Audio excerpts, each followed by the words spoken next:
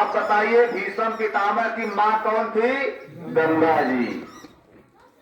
गंगा जी का संबंध अब उसके उधर नहीं जाएंगे क्योंकि अभी शास्त्रता मंच का उल्लंघन होगा।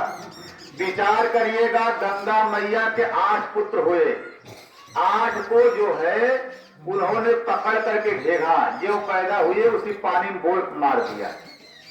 जब ये 9वें पुत्र हुए भीष्म पितामह, तो शांतनु को इन्होंने अपना पति चुना था। शांतनु ने कहा मैं इस बच्चे को नहीं मारने दूंगा। गंगा ने कहा अगर ये बच्चा जिंदा रह जाएगा मेरे चरित्र का चारों तरफ खुलासा हो जाएगा, मेरे संबंध गलत।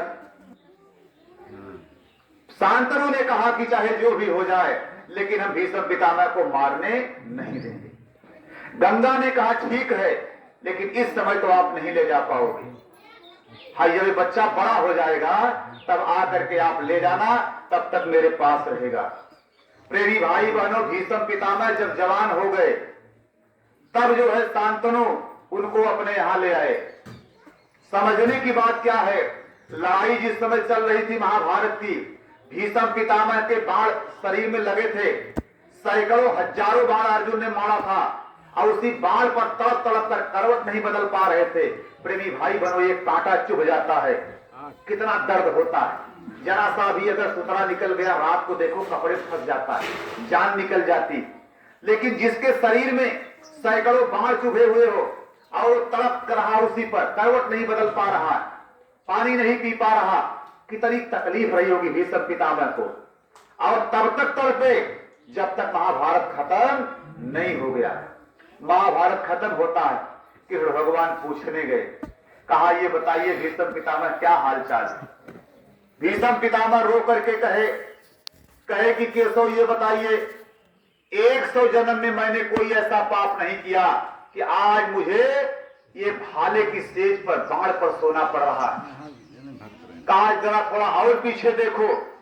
जब भीष्म पितामह और पीछे देखे 101 जन्म पीछे कि भगवान ने अपनी दया दिया, तो देखा कि वो राजा थे, हाथी पे बैठ के जा रहे, एक सर्प ऐसे रास्ता काट दिया और क्रोध में भाला मारा पक्षी सर्प को और उठा करके फेंक दिया बबुल के पेड़ पर। वो जा करके सर्प बेचारा अधमरा था, कट गया। उसके शरीर में इतने कांटे चुभे, तड़प तड़प करके सर्प मरा।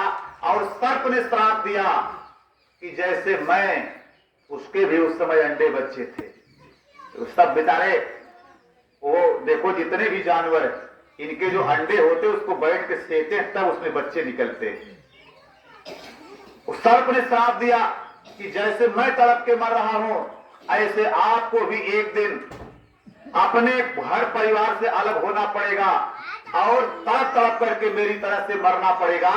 प्रेमी भाई बहनों, विचार करिएगा, नौजवान होने में द्वापर में 300 वर्ष लगता था।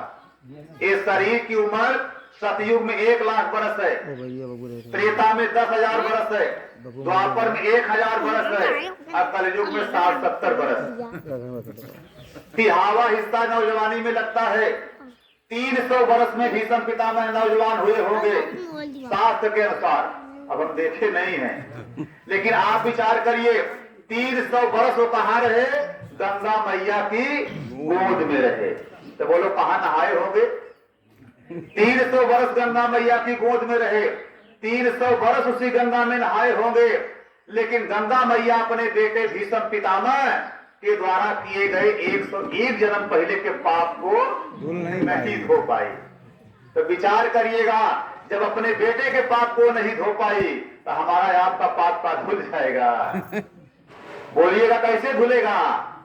आप भागवत पढ़ते हो ना, ये भागवत की सच्ची घटना बता रहा हूं। यहाँ कोई ऐसी बात नहीं कही जाए इसका प्रमाण आपको न मिले। भागवत